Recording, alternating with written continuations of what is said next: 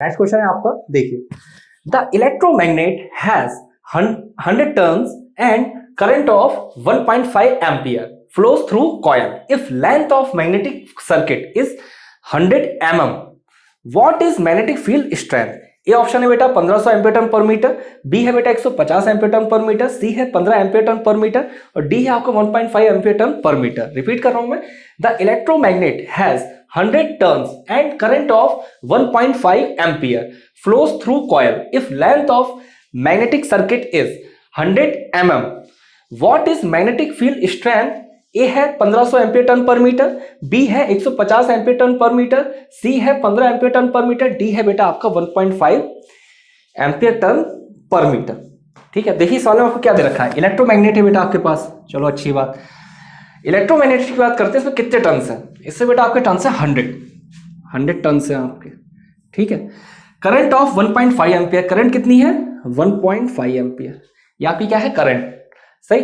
Flows through coil, flow through coil, coil के through flow हो रही है। अब कह रहे हैं लेंथ ऑफ मैग्नेटिक सर्किट, अगर ये लेंथ की बात कर रहे हैं, length of magnetic circuit is 100 mm, is 100 mm, अगर 100 mm है, मैग्नेटिक फील्ड की स्ट्रेंथ बतानी है। ठीक है, तो यहां सवाल देखिए, करंट आपको क्या दे रखा है, आई बराबर 1.5 एम्पीयर, 1.5 एम्पीयर, सही। एक तो आपको बेटा ये डेटा गिवन है, उसके अलावा आपको क्या डेटा गिवन है, उसके बाद लेंथ ऑफ मैग्नेटिक सर्किट या फिर हाँ लेंथ ऑफ मैग्नेटिक सर्किट, सही। तो स्मॉल एल आपको क्या दे रखा है, वो आपको दे रखा है 100 mm, लेंथ ऑफ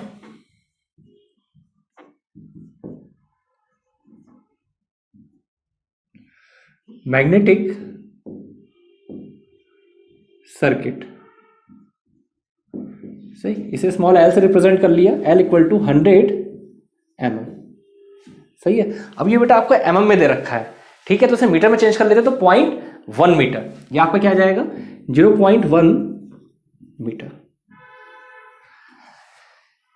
ठीक, और आपको बेटा किस डेटा की जरूरत है, number of turns, number of turns कितने दे रखे हैं 100, नंबर ऑफ टर्न्स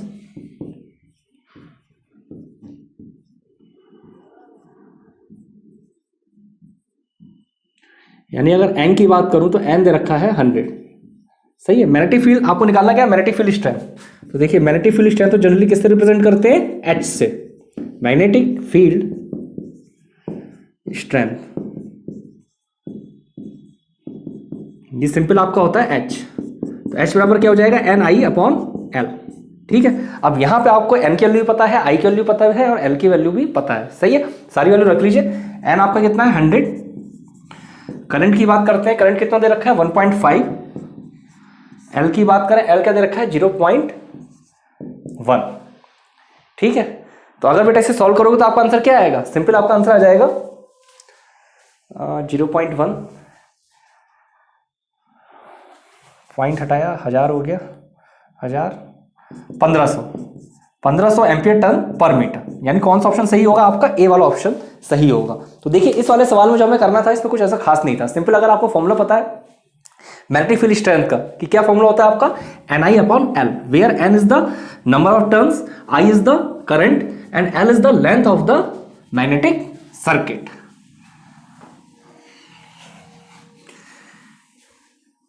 चलिए नेक्स्ट क्वेश्चन देखते हैं हम इसके बाद। नेक्स्ट क्वेश्चन क्या है आपका ये आपका ये वाला क्वेश्चन देखते हैं, देखिए consider signal xt equal to 1 plus sine 100 pi t into cos 200 pi t. The fundamental component in xt is fill in the blank hertz. A है 200, B है बेटा 150, C है 50, D है 100। रिपीट कर रहा हूं, consider signal xt equal to 1 plus sine 100 pi t cos 200 pi t. The fundamental component in xt is fill in the blank hertz. A है 200, B है 150, C है 50, D है बेटा आपका 100। सही, तो देखिए यहाँ पे बढ़िया सवाल है, इस टाइप का सवाल शायद इस सीरीज में पहली बार करा रहा हूं आपको। तो देखो xt आपको क्या गिवन है, xt आपको गिवन है बेटा 1 plus sine 100 pi T, 100 pi T cos 200 पाई टी। ठीक है, ये आपको दे रखा है, आपसे पूछ के रहा है फंडामेंटल कंपोनेंट। चलो फ्रिक्वेंसी बतानी है आपको, ठीक है। इसे थोड़ा सा सिंप्लीफाई कर लेते हैं। सही, सिंप्लीफाई कैसे होगा बेटा, एक्स टी इक्वल टू हम बोल सकते हैं आप कॉस, इसकी मल्टीप्लाई हो गई 200 पाई टी। सही, और प्लस में क्या लिखेंगे, प्लस में हम लिखेंगे sign 100 pi T cos 200 pi T, यानी साइन ए इंटू साइन बी का फॉर्मूला बनेगा sign 100 pi T into cos, अब जरा यहां ऑब्जर्व करिएगा, थोड़ा सा मैथमेटिक्स आएगी, साइन ए बी का फॉर्मूला बनेगा, ठीक है। यहां अब इसे कैसे लिख सकते हैं एक्स टी को, जो कॉस 200 पाई टू से तो वैसे छोड़िए, यानी एक्स टी आपका सिंपल कॉस 200 पाई टी हो गया। अब ये साइन ए इंटू साइन बी, यानी इसे आप क्या फॉर्मूला क्या एक्सपेंड करके लिख सकते हो, 1/2 sine 300 pi by two pi t, 1/2 यानी A plus B sine 300 pi t minus, minus में क्या लिखोगे, माइनस में लिखोगे आप माइनस का साइन 100 पाई टी, माइनस का साइन 100 पाई टी,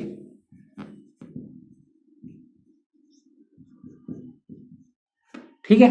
तो इस तरीके से लिख सकते हैं। अब यहां पे देखिए T1 क्या होगा, T1 मैं इसके लिए बोल देता हूं, T2 इसके लिए बोल देता हूं, T3 इसके लिए बोल देता हूं। T1 मेरा क्या होगा 2 पाई अपॉन 200, T1 मेरा हो जाएगा 2 पाई अपॉन 200, ठीक है। ये बात हो गई, तो इसे मैं क्या बोलूंगा 1/100, या फिर एक सेकेंड, T1 आपका क्या हो जाएगा, अगर मैं T1 की बात करूं तो T1 की अगर बात करूंगा तो T1 आपको हो जाएगा 2 पाई अपॉन 200, ठीक है। तो अगर इसे सिंप्लीफाई करता हूं तो फिर एक सेकंड से पाई 2 पाई अपॉन 1/100, सॉरी यहां पे पाई आ जाएगा, सही। तो 2 1 पाई से पाई यानी 1/100 आ जाएगा, ठीक है। सेम इसी तरीके से अगर मैं T2 की बात करता हूं, T2 में इसके लिए बात कर रहा हूं, सही है। तो T2 को मैं क्या लिख सकता हूं, T2 को मैं सिंपल लिख सकता हूं 2 पाई अपॉन 300 पाई, 2 पाई अपॉन 300 पाई, यानी ये मेरा क्या आ जाएगा 1/150। सेम इसी तरीके से अगर मैं T3 की बात करता हूं तो T3 को क्या लिख सकता हूं, T3 को मैं सिंपल लिख सकता हूं 2 पाई अपॉन 100 पाई, 2 पाई अपॉन 100 पाई, यानी 1/50, ठीक है। इतनी कहानी समझ में आ गई। अब अगर बेटा मैं आपसे कहता हूं कि यहां पे अगर टाइम पीरियड की बात करें तो fundamental time period is given by LCM of T1, T2, T3। हमें क्या लेना होता है, अगर फंडामेंटल निकालना है हमें टाइम पीरियड, तो उसका एलसीएम होता है इन तीनों का। तो fundamental time period is fundamental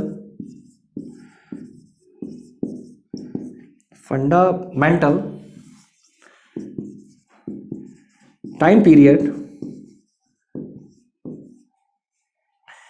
is the LCM of T1, T2, T3। यानी अगर मैं LCM लेता हूं इसका 1/100, 1/50, 1/50, तो LCM क्या आएगा, LCM आपका सिंपल आ जाएगा 1/50। लेकिन बेटा आपसे पूछा गया है फ्रीक्वेंसी, टाइम पीरियड नहीं पूछा गया है, तो फंडामेंटल फ्रीक्वेंसी क्या हो जाएगी, इक्वल टू 1/t बराबर 50 हर्ट्ज। तो फंडामेंटल फ्रीक्वेंसी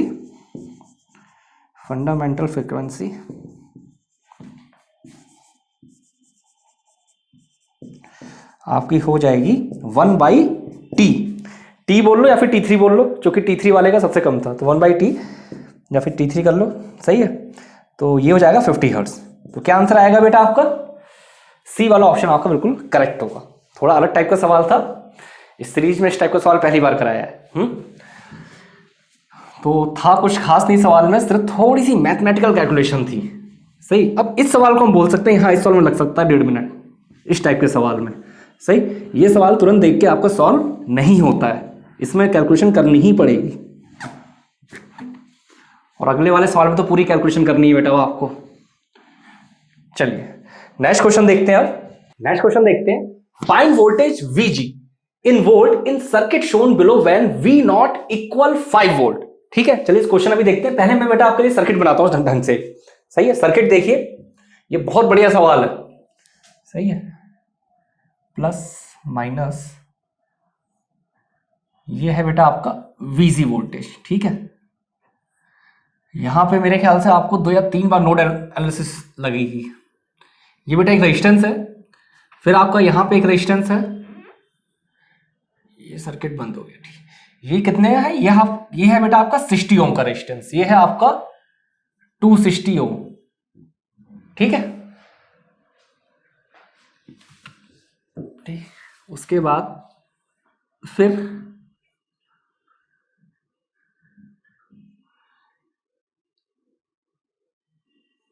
करंट सोर्स हो गया आपका 25I1।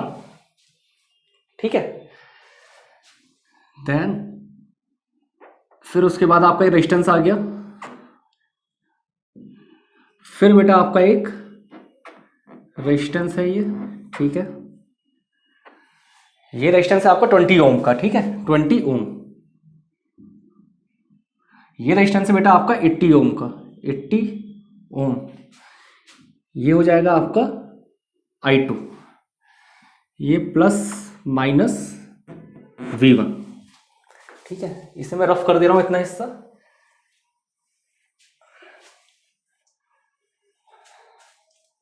उसके बाद फिर बेटा आपका एक और करंट सोर्स लगा है। चलिए, अच्छी बात।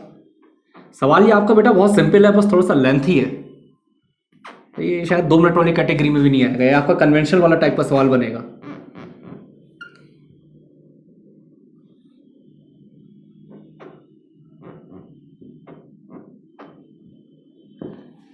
ये आपका हो गया 40I2, ये करंट सोर्स है 40I2, ये आपका हो गया 40 ओम।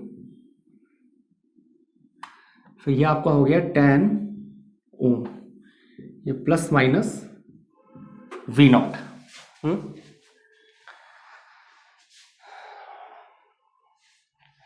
ठीक है, तो ये आपका सिंपल सर्किट है। ठीक, और यहां पे 40I2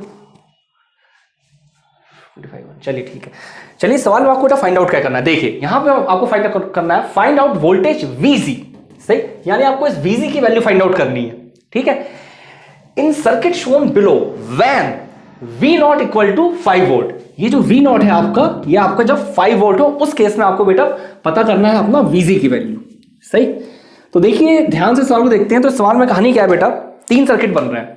सही है, अगर मैं यहां से बोल देता हूं एक सर्किट बेटा ये हो गया, एक सर्किट बेटा ये हो गया, एक सर्किट बेटा आपका ये हो गया। सही, आपके 3 सर्किट बन रहे हैं। सही, तो अगर मैं यहां से बोलूं कि ये मेरा राइट हैंड सर्किट हो गया, ये मेरा मिडिल सर्किट हो गया, ये मेरा लेफ्ट सर्किट हो गया। रिपीट कर रहा हूं, ये मेरा बेटा राइट हैंड सर्किट हो गया, राइट हैंड, ये मेरा मिडिल हैंड, ये मेरा लेफ्ट हैंड। तो सबसे पहले मैं क्या करता हूं, मैं अपनी नोडल एनालिसिस को कहां अप्लाई करता हूं, राइट हैंड सर्किल पे। सही है, तो देखिए by apply nodal analysis eight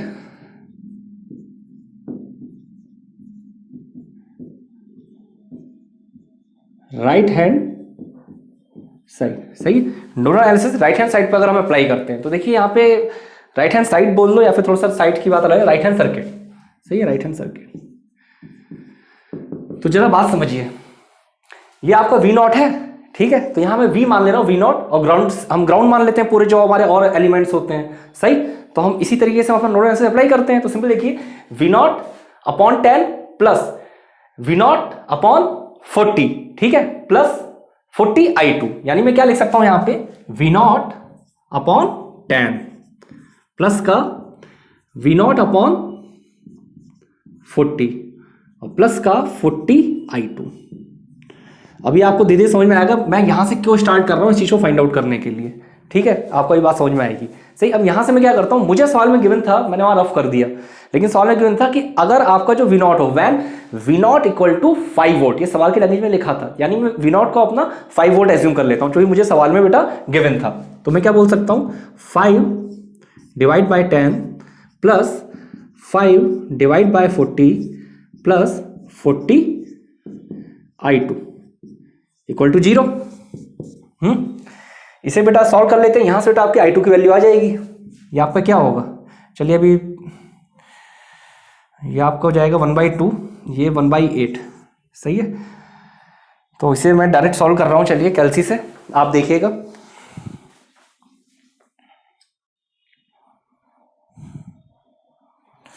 यहाँ से I2 की वैल्यू क्या आएगी, 1/2 plus 1/8, 1/2 plus 1/8 equal to divide by 40 equal to minus का 1/64 एम्पियर। I2 की जो वैल्यू बेटा आपकी आएगी माइनस का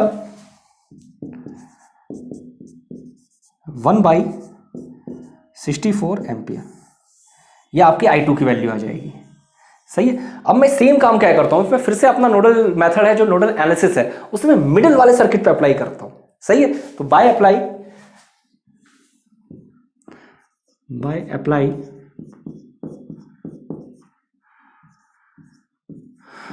nodal analysis eight middle circuit. सही। तो अगर मिडिल सर्किट की बात करता हूं तो यहां पे आपका देखिए क्या अप्लाई होगा, सिंपल, ये वोल्टेज आपका V1 है। सही। तो V1 मैंने यहां मान लिया, इसे ग्राउंड मान लिया। सही।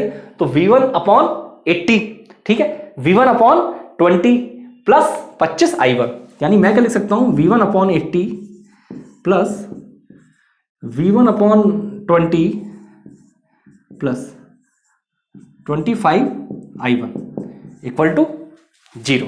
सही है। अब जरा यहां पे एक चीज ऑब्जर्व करने वाली बात है, यहां पे क्या है, यहां से मैं डायरेक्ट V1 की वैल्यू निकाल लेता हूं। सही है। तो जो मेरी V1 की वैल्यू आएगी वो एक बच्चा बात समझिए बात को, V1 मेरा पोटेंशियल क्या है, इसका क्रॉस पोटेंशियल है V1 मेरा, I2 बेटा करंट फ्लो कर रही है, यानी V1 मेरा कितना होगा, V1 मेरा सिंपल होगा IR, यानी 80 इंटू I2, यानी V1 को मैं 80 I2 से रिप्लेस कर सकता हूं। यानी देखिए अब मैं ऐसा कर क्यों रहा हूं, क्योंकि इससे मेरा एक एलिमेंट, एक पैरामीटर या फिर एक वेरिएबल एलिमिनेट कर लूंगा मैं। तो V1 की जगह मैं यहां पे क्या रख देता हूं, V1 की जगह रख देता हूं बेटा 80 I2। तो देखिए 80 I2 अपॉन 80, सही, इस इक्वेशन में, plus 80 I2 plus 80 plus 25 I1। सही। अब यहां पे बेटा सॉल्व कर लो, क्या आएगा, ये तो आपका I2 रह गया, कुछ गड़बड़ करा मैंने, ये 20 था। सही है, ये 20 है, 4 I2 प्लस 25 I1, यहां से सॉल्व होके क्या आएगा, I1 बराबर आ जाएगा, ये हो जाएगा बेटा आपका 5 I2, तो उधर जाके माइनस का 5 I2, माइनस का 5 I2 डिवाइड बाय 25। तो यानी इसे मैं क्या लिख सकता हूं, इसे लिख सकता हूं माइनस का I2 अपॉन 5, माइनस का I2 अपॉन 5। सही। और I2 की वैल्यू मुझे पता है, I2 की वैल्यू मुझे क्या पता है, माइनस का 1/64। तो यहां से देखते हैं I1 की वैल्यू क्या निकल के आएगी, मैं सीधे डायरेक्ट सॉल्व कर रहा हूं,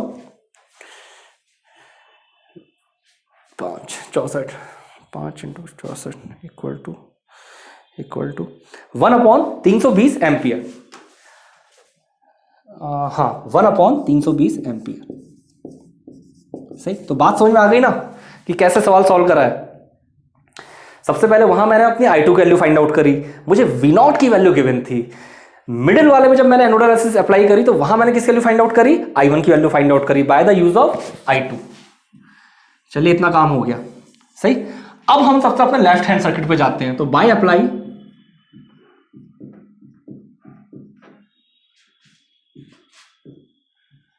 nodal analysis, by applying nodal analysis at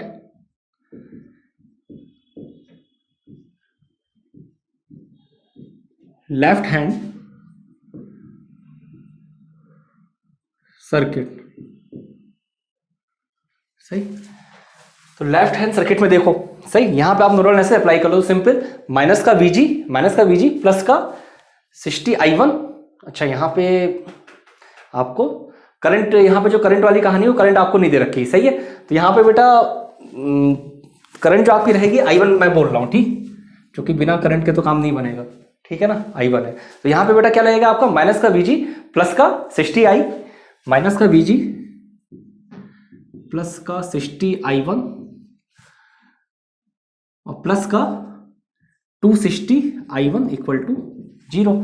अब यहां इस वाली एक्सप्रेशन में देखिए, इस वाली एक्सप्रेशन में बेटा आपको सारी वैल्यू तो पता ही है, आपको अपनी I1 की वैल्यू आपने यहां से फाइंड आउट कर ही ली है, सिंपल आपकी VG की वैल्यू आ जाएगी। तो देखिए माइनस का VG 260 यानी 320 I1 बराबर 0, यानी इसे क्या लिखोगे, माइनस का VG इक्वल टू माइनस का 320 I1।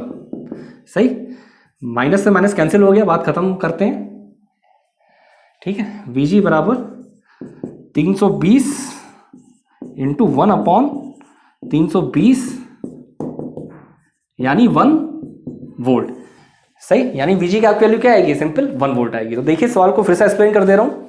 सवाल में ऐसा कुछ खास नहीं था, बस सवाल में आपको जो सर्किट था वो थोड़ा सा बड़ा था। सर्किट क्या था, ये सर्किट आपको दे रखा था। सही, VG की वैल्यू मुझसे पूछी गई थी। कंडीशन क्या दे रखी थी कि मुझे V0 अगर मेरा 5 वोल्ट हो, तो जब मैंने देखा भाई V0 मेरा 5 वोल्ट है, तो मेरा V0 अब तो अननोन वेरिएबल रह नहीं गया, तो उससे मैं अपनी I2 की वैल्यू फाइंड आउट कर सकता हूँ। जब मुझे बेटा I2 की वैल्यू पता चल जाएगी, तो सिंपल सी बात है, मैं अपनी इस सर्किट में I1 की वैल्यू फाइंड आउट कर सकता हूं। जब मुझे यहां से I1 की वैल्यू पता चल जाएगी, तो इस सर्किट में अपनी VG की वैल्यू फाइंड आउट करता हूं। तो थोड़ा सा लेंथी सवाल था, कन्वेंशनल पॉइंट ऑफ व्यू का सवाल था, ऑब्जेक्टिव पॉइंट ऑफ व्यू से नहीं है ये आपका, कन्वेंशनल पॉइंट ऑफ व्यू से। लेकिन ऑब्जेक्टिव पॉइंट ऑफ व्यू से क्या है इसमें कि कैसे नोडल एनालिसिस करी जाती है। नोडल एनालिसिस की आप जितनी प्रैक्टिस कर लो ना उतनी कम है, समझे। जो practice makes a man perfect, जितनी ज्यादा प्रैक्टिस करोगे उतना ज्यादा ही अच्छा रहेगा आपके लिए। ठीक, तो चलो बेसिक इलेक्ट्रिकल का भी सवाल आपका हो गया, बेसिक इलेक्ट्रिकल या फिर नेटवर्क्स का, और ये अच्छे स्टैंडर्ड का सवाल था आपका। चलिए नेक्स्ट क्वेश्चन देखते हैं इसके बाद हम। Genic Prime is the new features by Genic Education where you will get 450 plus video series questions explanation, Prime Facebook group for doubt solving, assignments, live sessions and many more. If you are interested then visit website and join quickly. For any query call on 9837933283. Next question देखते हैं बेटा, पहला question देखते हैं। ठीक है, देखिए the 2 watt meter method, पहले मैं बाइफरकेट कर दूं, मैंने ऑप्शंस नहीं लिखे हैं यहाँ पर। देखिए the 2 watt meter method is used to measure power in 3 phase 3 wire balance inductive circuit. The line voltage and line current are 300 volt and 6 ampere respectively. If load power factor is 0.5 lagging the reading of 2 watt meter. सही, repeat कर रहा हूं question बेटा। The 2 watt meter method is used to measure power in 3 phase 3 wire balance inductive circuit. The line voltage and line current are 300 volt and 6 ampere respectively. If load power factor is 0.5 lagging the reading of 2 watt meter. तो इस type के question मैं आपको बहुत सारे कराई चुका हूं, लेकिन चलिए प्रैक्टिस तो करनी है आपको। देखिए 2 watt meter मेथड की बात हो रही है, अच्छी बात। चलिए 2 watt meter मेथड की बात हो रही है, 3 फेज की पावर मेजर करना है, 3 वायर का बैलेंस सिस्टम है, इंडक्टिव सर्किट। जैसे ही आपने देखा बेटा इंडक्टिव सर्किट, तो इंडक्टिव सर्किट मतलब क्या होगा, लैगिंग। कैपेसिटिव सर्किट होता तो बेटा क्या होता, लीडिंग। सही, यहां पे ऑप्शंस नहीं दे रखे हैं, लेकिन जो हमारा आंसर मतलब मैंने लिखे नहीं ऑप्शन, अदरवाइज ऑप्शन में सेम आपका वैल्यू लैगिंग के साथ होती है, लीडिंग के साथ होती। सही है, तो लेकिन वहां पे इंडक्टिव सर्किट लिखा है, तो आप किस पे टिक लगाओगे, लैगिंग वाले पे। चलिए जब ये आंसर आएगा तो मैं आपको बताऊंगा। लाइन वोल्टेज और लाइन करंट की बेटा अगर बात करते हैं, तो लाइन वोल्टेज है बेटा आपका 300 वोल्ट, और लाइन करंट की बात करते हैं बेटा, लाइन करंट है आपका 6 एम्पियर। लोड पावर फैक्टर बेटा 0.5 लैगिंग। चलिए, तो 2 वॉट मीटर मेथड की बात हो रही, तो यहां पे देखिए लाइन वोल्टेज आपको क्या दे रखा है, VL की बात करूं, लाइन वोल्टेज बेटा है आपका VL क्या है 300 वोल्ट। सेम अगर बेटा मैं बात करता हूं आपकी लाइन करंट की, तो लाइन करंट क्या है आपका IL। सही, तो लाइन करंट क्या है आपकी 6 एम्पियर। एक आपका 300 वोल्ट हो गया, दूसरा हो गया आपका 6 एम्पियर। पावर फैक्टर की बात करें तो cos फाई क्या दे रखा है, cos फाई दे रखा है 0.5 लैगिंग। cos फाई आपको दे रखा है 0.5 लैगिंग। सही, ये आपको cos फाई की वैल्यू दे रखी है। ठीक है, इसके आगे की बात करते हैं, यहाँ पे फाई की वैल्यू क्या निकल के आएगी, फाई की वैल्यू ऑब्वियस सी बात है, फाई की वैल्यू निकल के आएगी 60 डिग्री। सही है, चलिए तो वॉट मीटर की रीडिंग निकालनी है, तो W1 और W2 की वैल्यू निकालनी है, और मैंने लास्ट लेक्चर में शायद काफी डिटेल में पढ़ा भी रखा है। तो देखिए जब 60 होता है तो क्या क्या वैल्यूज आती हैं। देखिए W1 की बात कर लेते हैं। W1 क्या आएगा, W1 सिंपल आपका मैं VL IL cos 30 - 5। तो W1 आपका क्या होगा, पहले वॉट मीटर की रीडिंग VL IL cos 30 - 5। तो VL की वैल्यू कितनी है 300, लाइन करंट की वैल्यू कितनी है 6 एम्पियर, ये है cos 30 - 5, 30 - 60। सही है, तो इसे सॉल्व करते हैं बेटा, देखते हैं क्या सॉल्व होकर आएगा आपका। 1800 हो जाएगा 1800 इंटू कॉस माइनस का 30 इक्वल टू 1558.8 वॉट। 1558.8 वॉट। ये आपको सॉल्व क्या आ जाएगा बेटा? 1558.8 वॉट। ठीक है, ऐसी सेकंड वॉट मीटर की रीडिंग निकालते हैं। सही, अब देखो ये रिजल्ट बड़ा इंटरेस्टिंग है। VL IL cos 30 + 5। ठीक है, यानी यहां पे वैल्यू क्या रखोगे? 300 into 6 into cos 30 + 60। Cos 90 value क्या होती है? 0 होती है, यानी क्या वैल्यू आना है? 0 आना है। मैंने आपको बताया था जब पावर फैक्टर की वैल्यू आपकी 60 डिग्री है, पावर फैक्टर एंगल की बात हो रही है, तो उस केस में दूसरे वॉटमीटर की रीडिंग क्या आती है? 0 आती है। ठीक है, तो सिंपल क्वेश्चन था, न्यूमेरिकल बेस, फॉर्मूला बेस। ठीक है, तो लास्ट लेक्चर में शायद पूरा चार्ट मैंने बनवाई रखा है डिटेल में आपको, तो आप एक बार देखिएगा। चलिए नेक्स्ट क्वेश्चन देख लेते हैं अब इसके बाद।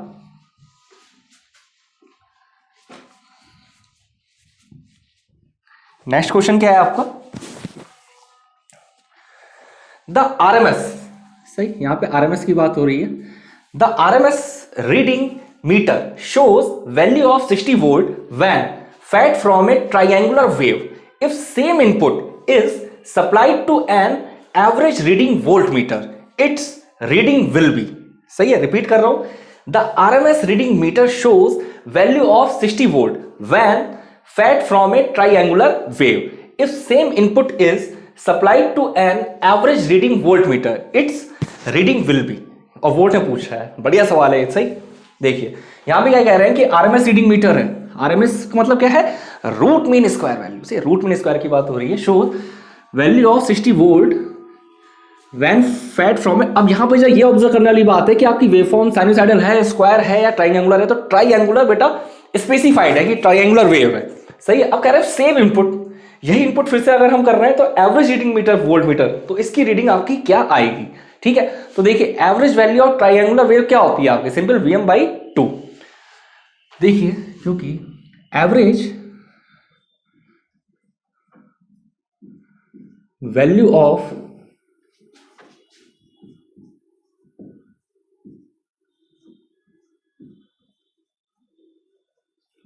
ट्राइंगुलर वेव आपकी क्या होती है? Vm/2। सही, अगर मैं एवरेज वैल्यू की बात करता हूं तो वो होती है Vm/2। और यहीं पे अगर बेटा मैं आपसे बात करता हूं RMS value of triangular wave की, तो वो आपकी क्या होती है? Vm/√3। सही है, तो देखिए average value, sorry average value नहीं, RMS वैल्यू। अगर ये जो मैंने वैल्यू लिखी है एवरेज है, अगर मैं RMS वैल्यू की बात करता हूं तो वो होती है Vm/√3। तो RMS यानी root mean square value, root mean square value of triangular wave equal to Vm divide by √3। सही, ये आपकी कौन सी हो जाएगी? ये आपकी हो जाएगी बेटा RMS वैल्यू। सही है, अब मुझे क्या दे रखा है? RMS वैल्यू 60 वोल्ट दे रखा है, यानी Vm/√3 equal to 60। Vm/√3 equal to 60। तो बेटा यहां से मैं डायरेक्ट अपनी Vm की वैल्यू फाइंड आउट कर लूंगा ना। तो देखो Vm की वैल्यू क्या आएगी? 60√3। ये मेरी किसकी वैल्यू आ जाएगी? वैल्यू मेरी आ जाएगी Vm की। ठीक है, 60√3। अब एवरेज वैल्यू पता है Vm/2, तो देखिए 30√3 आंसर आ जाएगा आपका। खैर चलिए सवाल पूरा मैं सॉल्व कर दे रहा हूं। एवरेज वैल्यू क्या होगी? Vm/2 है ना, यानी 60√3/2 यानी 230√3। ठीक है, यानी आपका इसका आंसर क्या आएगा? 30√3। तो देखो सिंपल सवाल था, ऑप्शंस नहीं लिखे तो ऐसा मत सोचना कि ऑब्जेक्टिव क्वेश्चंस नहीं है। ये भी बेटा आपका ऑब्जेक्टिव क्वेश्चंस ही है, कई बार मैं ऑप्शंस नहीं लिखता हूं। सही है, सारे के सारे सब्जेक्ट कवर हो रहे हैं आपके इस सीरीज में। ठीक है, चलिए अब इसके बाद हम नेक्स्ट क्वेश्चन देखते हैं। नेक्स्ट क्वेश्चन देखते हैं, विच of following is correct expression for Gauss law. सही है, इससे पहले जरा एक बार मैं बाइफरकेट कर दूं क्वेश्चंस।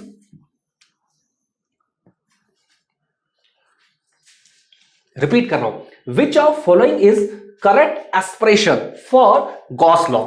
ये दे रखा है phi e equal to Q upon epsilon not, B दे रखा है phi e equal to epsilon not upon Q, C दे रखा है phi e equal to mu E upon H. तो देखिए अगर मैं गॉस लॉ की बात करता हूं, बेसिक क्वेश्चन है आपका, सही, जिन बच्चों को आता होगा अब तक टिक लगा चुके होंगे, सही। तो गॉस लॉ का आपका स्टेटमेंट होता क्या है? जो आपका गॉस लॉ का स्टेटमेंट होता है, total electric flux of close surface, total electric flux of close surface, total electric flux of closed surface is equal. अब किसके इक्वल होता है? ये आपका जो इक्वल होता है इज इक्वल, जो इक्वल होता है is equal to charge enclosed divide by the permittivity, सही, to charge enclosed divide by the permittivity, to charge enclosed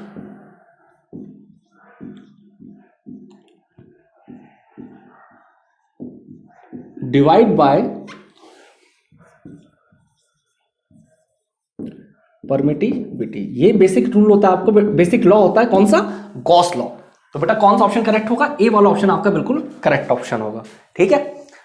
charge enclosed is equal to the sorry electric flux enclose equal to the charge enclose divide by the permittivity, सही। तो देखो इस type के सीधे statement वाले questions आ जाते हैं, ठीक है। चलिए, और कई बार क्या होता है, जैसे यहां पे फॉर्मूला लिखा हुआ था, सही है, तो कई बार आपके एग्जाम में क्या होता है, स्टेटमेंट्स लिख के आ जाते हैं, ठीक है। चलिए नेक्स्ट क्वेश्चन देखते हैं, पावर सिस्टम पे आ गए। The transient stability limit of power system can be appreciably increase by introducing, सही। ए दे रखा है सीरीज इंडक्टेंस, बी दे रखा है बेटा शंट इंडक्टेंस, सी दे रखा है सीरीज कैपेसिटेंस और डी दे रखा है शंट कैपेसिटेंस। रिपीट कर रहा हूं question, the transient stability limit of power system can be appreciably increase by introducing. A दे रखा है बेटा सीरीज इंडक्टेंस, बी दे रखा है शंट इंडक्टेंस, सी दे रखा है सीरीज कैपेसिटेंस और डी दे रखा है शंट कैपेसिटेंस, सही है। तो यहां पे सीरीज कैपेसिटेंस आपका सही ऑप्शन होगा। ट्रांजिएंट स्टेबिलिटी की बात हो रही है, दरअसल स्टेबिलिटी आपके जेई के लिए ज्यादा इंपॉर्टेंट नहीं, ये एस टाइप के क्वेश्चन तो आ सकते हैं, गेट वाले गेट की बात करते हैं, ईसी की बात करते हैं। Stability is the one of the most important topic, सही। पावर सिस्टम स्टेबिलिटी करके पूरा एक चैप्टर है, उसमें वोल्टेज स्टेबिलिटी है, ट्रांजिएंट है, स्टेडी स्टेट स्टेबिलिटी है, सही है। खैर चलिए, डायनेमिक स्टेबिलिटी है, लेकिन आपको इतना डिटेल में नहीं जाना है।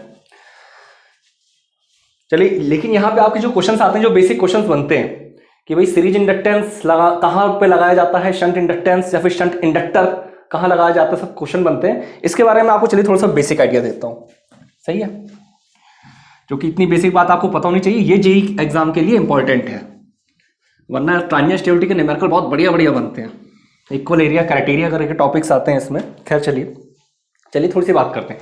अगर मैं शंट रिएक्टर, यहाँ आपको ऑप्शन जो दे रखे थे, अगर मैं शंट रिएक्टर्स की बात करता हूं, सही, पहले शंट रिएक्टर की बात कर लेते हैं। शंट रिएक्टर, बेसिकली रिएक्टर आपका इंडक्टर ही होता है एक तरीके का। अब आप इंडक्टर को शंट में लगा रहे हो या सीरीज में लगा रहे हो, वो एक अलग बात है। अभी मान लेते हैं शंट में लगा रहे हैं, सही। तो शंट रिएक्टर की बात सुन लिए। दरअसल जनरली जो शंट रिएक्टर्स होता है, ये कहां पे कनेक्ट होता है? ये आपका रिसीविंग एंड पे कनेक्ट होता है, सही है। और ये हमारे बेसिकली एक इंडक्टर होता है, और ये यूज क्या होता है, वोल्टेज प्रोफाइल, जो सिस्टम का वोल्टेज प्रोफाइल होता है उसे इंप्रूव करने के लिए, सही। तो मैं क्या इसी डेफिनेशन लिख दे रहा हूं, shunt reactors are connected at receiving end. Shunt reactors are connected at receiving end to improve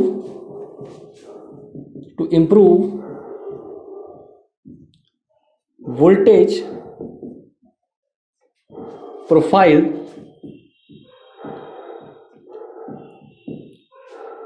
profile of the system, सही। Shunt reactors are connected at receiving end to improve voltage profile of the system. अब voltage profile से मतलब क्या है, आप ये मान सकते हो, ये आपका जो फ्रंटी इफेक्ट होता है टू रिड्यूस फ्रंटी इफेक्ट, ये आपके फ्रंटी इफेक्ट को ही बेटा रिड्यूस करता है, सही है, to reduce Ferranti effect. Ferranti effect पता है ना आपको, कई बार बता चुका हूँ। फेरांटी इफेक्ट सिंपल वही है कि एक हो गया बेटा आपका, मान लेते हैं सेंडिंग एंड, 8 हो गया आपका रिसीविंग एंड। तो रिसीविंग एंड का वोल्टेज अगर सेंडिंग एंड के वोल्टेज से ज्यादा हो जाता है at the condition of no load और लाइट लोड, सही, जनरली मीडियम और लॉन्ग ट्रांसमिशन में केस होता है, तो आपको इस इफेक्ट को बोल देते हैं फेरांटी इफेक्ट। रिपीट कर रहा हूं, सेंडिंग एंड हो गया, रिसीविंग एंड हो गया। रिसीविंग एंड का वोल्टेज जब आपका ज्यादा हो जाता है सेंडिंग एंड से, ठीक है, तो इस कंडीशन में क्या होता है, इसे फेरांटी इफेक्ट बोल देते हैं। जनरली आपका एक the condition of the light load और नो लोड होता है। चलिए, तो ये किसका था यूज, आपका शंट रिएक्टर का। इसके बाद अगर मैं बात करूं सीरीज रिएक्टर की, सही है, तो सीरीज रिएक्टर की बात करते हैं।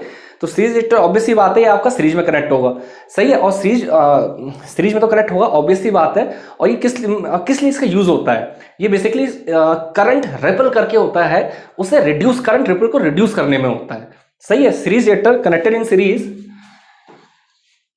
सीरीज रिएक्टर में लिख दे रहा हूं सीरीज, और जनरली ये HVDC high voltage direct current transmission line में यूज होता है series reactor. Series reactors are connected in series with line मतलब ट्रांसमिशन लाइन, और generally HVDC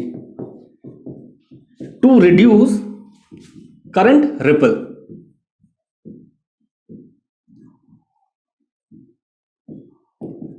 to reduce current ripple. चलिए, शंट रिएक्टर हो गया और सीरीज रिएक्टर हो गया। अब इसके बाद हम बात कर लेते हैं बेटा सीरीज कैपेसिटर की। सीरीज कैपेसिटर की बात करते हैं और शंट कैपेसिटर की बात करते हैं। तो अगर बेटा सीरीज कैपेसिटर की बात करते हैं, तो बेसिकली सीरीज कैपेसिटर का आपका क्या यूज होता है, ये बेसिकली आपका reduce net transfer reactance of line and hence increase power flow in line.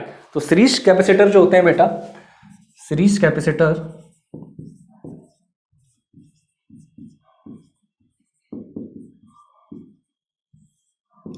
Are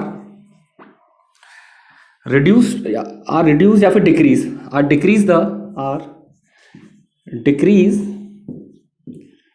the net transfer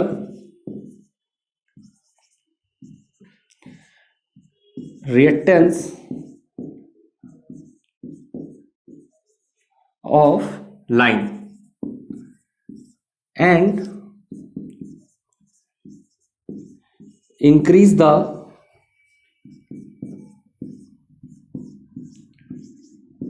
power flow of line। ठीक है, समझ में आई बात? सिंपल सा फंडा है। जो आपका पावर फ्लो होता है, पावर फ्लो क्या होता है, मैं इधर लिख रहा हूं, ठीक है। पावर फ्लो सिंपल क्या हो जाता है, EV बाई एक्स, सही। अब यहाँ पे x क्या है, यहाँ पे x है आपका ट्रांसफर रिएक्टेंस। अब बेटा अगर आप अपने x की वैल्यू को ऑब्वियस सी बात है कम कर लो, सही, तो ऑब्वियस सी बात है power transfer capability of the transmission line will increase, ठीक है। तो ये आपका होता है सीरीज कैपेसिटर का। उसका एक आखिरी आपका ऑप्शन आता है शंट कैपेसिटर की। शंट कैपेसिटर का यूज हम क्यों करते हैं, सही है। ये शंट कैपेसिटर पहली बात कहाँ कनेक्ट करते हैं, जनरली ये करते हैं हम एट लोड एंड ऑफ, सही, और लोड एंड करते हैं क्यों करते हैं, improve the power factor of the system, सही है। तो शंट कैपेसिटर भी लिख लीजिए, शंट कैपेसिटर। इसकी बात करें, are connected to load end to improve power factor of system, ठीक है। तो पूरा डिटेल में आपको बता दिया बेटा, शंट रिएक्टर कहां यूज होता है, सीरीज रिएक्टर कहां यूज होता है, शंट कैपेसिटर कहां यूज होता है, और सीरीज कैपेसिटर कहां यूज होता है, सही। ये बेसिक्स क्वेश्चंस हैं जो आपके एग्जाम में जनरली पूछे जाते हैं, ठीक है। चलिए, अब इसके बाद एक क्वेश्चन और लिख रखा है, वो भी देखते हैं जरा। क्वेश्चन क्या है आपका, ए 4 kVA, 400 volt oblique 200 volt single phase transformer, मैंने ट्रांसफार्मर का साइन बना दिया एक तरीके से, अपने शॉर्ट में लिखा है, transformer has resistance of 0.02 per unit and reactance of 0.06 per unit. The resistance and reactance referred to HV side, यानी हाई वोल्टेज साइड. ए दे रखा है 0.2 ओम एंड 0.6 ओम. बी दे रखा है बेटा 0.8 ओम एंड 2.4 ओम. सी दे रखा है 0.08 ओम एंड 0.24 ओम. डी दे रखा है 2 ओम एंड 6 ओम. रिपीट कर रहा हूं, ए 4 kVA 400 volt oblique 200 volt single phase transformer has resistance of 0.02 per unit and reactance of 0.06 per unit. The resistance and reactance refer to high voltage यानी HV side. ये option दे रखे हैं. चलिए 4 kVA का है ये क्वेश्चन. बेटा आपका बेटा सब्जेक्ट वही स्टेबिलिटी जो मैंने भी बताई थी, पावर सिस्टम एनालिसिस करके सब्जेक्ट होता है. वो जेई के लिए इतना इंपॉर्टेंट नहीं, लेकिन छोटे छोटे क्वेश्चन आ जाते हैं. ठीक है, गेट के लिए बहुत ज्यादा इंपॉर्टेंट चीज है, लेकिन ये बहुत ही छोटा सवाल है तो जेई के लिए भी इंपॉर्टेंट है. 400 वोल्ट ये आपको दे रखा है, स्टेप डाउन ट्रांसफार्मर है बेटा, सिंगल फेज है. ठीक है, चलो अब जरा समझो रेजिस्टेंस क्या दे रखा है. रेजिस्टेंस दे रखा है 0.02 पर यूनिट. रिएक्टेंस की बात करें बेटा, रिएक्टेंस क्या दे रखा है 0.06 पर यूनिट. चलिए तो कैसे होगा ये सवाल. यहां सबसे पहले हम क्या निकालेंगे, यहां पे हम बेस इंपेडेंस की वैल्यू सबसे पहले कैलकुलेट करेंगे कि आपकी बेस इंपेडेंस की वैल्यू क्या है. तो देखिए जेड भी आपका होगा बेस इंपेडेंस केवी स्क्वायर अपॉन एमवी. सही है, बेस इंपेडेंस केवी स्क्वायर अपॉन एमवी होगा. ठीक है, अब यहां पे देखिए केवी स्क्वायर बेटा क्या रखोगे. अगर मैं आपसे केवी की बात करता हूं तो केवी आपको क्या दे रखा है, केवी स्क्वायर अपॉन एमवी की बात हो रही है. ठीक है, तो ये आपका क्या हो जाएगा, यहाँ पे किलो केवी 400 वोल्ट है इधर. सही है, तो 400 वोल्ट है और केवी है तो यानी सिंपल रखोगे 0.4. सही, तो ये आपका हो गया 0.4 यानी 0.4 का स्क्वायर. सेम एमवीए की बात करें तो यहां आपको क्या दे रखा है 4 kVA, यानी यहां क्या रखोगे 0.004. ठीक है, अब इसे सॉल्व कर लेते हैं कि सॉल्व होकर आपका क्या आएगा.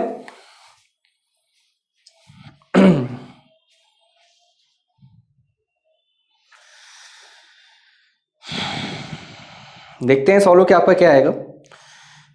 ये आपका आएगा सिंपल 0.4 का square divide by 0.004 equal to 40 ohm. ये सॉल्व क्या आ जाएगा आपका बेटा 40 ओम. ठीक है, इतनी बात हो गई. अब अगर मैं आपसे बात, यहां पे आपसे पूछा रेजिस्टेंस, एक रेजिस्टेंस पूछ रहा है और एक आपसे रिएक्टेंस पूछा है रेफर टू एचवी साइड. तो resistance in ohm to HV side, देखिए resistance in ohm to HV side, resistance in ohm to HV side. अगर मैं एचवी साइड की बात करता हूं तो रेजिस्टेंस आपका क्या होगा. यहां पे अगर मैं बात करता हूं simple R per unit into Z base, R per unit into Z base. R per unit की बात करें तो बेटा आर पर यूनिट क्या दे रखा है 0.02. सही है, जेड बेस आपने कैलकुलेट कर ही लिया है. सही है, तो 0.02 इंटू जेड बेस 40. सही, तो इसे सॉल्व करोगे क्या आ जाएगा आपका. इसे अगर हम सॉल्व करेंगे तो सिंपल आपका क्या आएगा 0.8 ओम, यानी 40 दूनी 80, 0.8 ओम.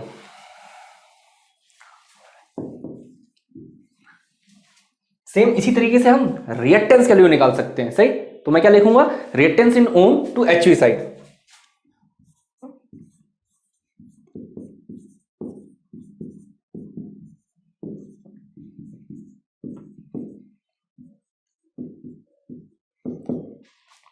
तो ये क्या होगा आपका x per unit into Z base. x per unit आपको क्या दे रखा है 0.06 और बेस इंपेडेंस आपने कैलकुलेट कितना करा है 4. सही है, तो यहाँ पे क्या आ जाएगा 6 चौका 24, यानी सिंपल आपका सॉल्व किया जाएगा 2.4 ओम. सही है, 2.4 ओम. तो कौन सा ऑप्शन आपको बेटा करेक्ट होगा इसमें आपका ऑप्शन करेक्ट होगा जो बी वाला ऑप्शन है. ठीक है, बेस इंपेडेंस ये बिल्कुल बेसिक सवाल है आपका पावर सिस्टम एनालिसिस का. पावर सिस्टम एनालिसिस में भी आपको जो पहला टॉपिक होता है पर यूनिट सिस्टम, सही, उससे सवाल है ये आपका. और मेरे ख्याल से मैंने पर यूनिट सिस्टम भी बहुत डिटेल में शायद पढ़ा रखा है यूट्यूब पे. सही है, अगर आपको वो पढ़ना हो तो आप मुझे यूट्यूब पे कमेंट कर दीजिएगा. ठीक है, वहाँ पे आपको क्वेश्चंस मिल जाएंगे. चलिए नेक्स्ट क्वेश्चन देखते हैं।